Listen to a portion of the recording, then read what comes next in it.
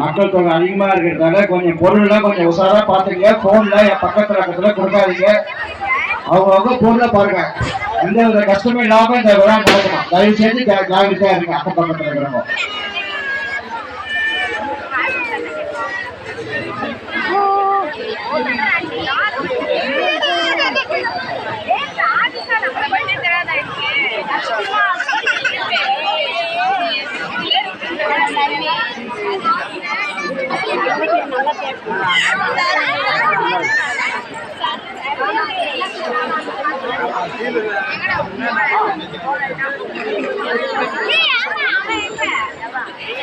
எல்லாரும் கொஞ்சம் அமைதியாக இருங்க. இப்ப இனிமேல் தான் பூஜையை ஆரம்பிக்கணும்.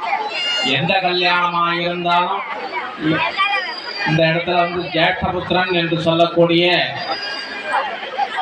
மகா கணபதியை வழிபட்டு தான் மற்ற வேலைகள்லாம் பண்ணணும்.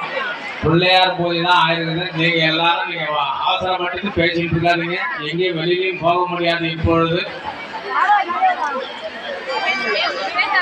ஓம் அஹாஸ்தாயமஹம் பவித்ரம் பாவவிநாசம் ஆயுஷ்டேஜோதவம் பவித்ர கர்மத்ரயாவஹம் அஸ்தாயமஹம்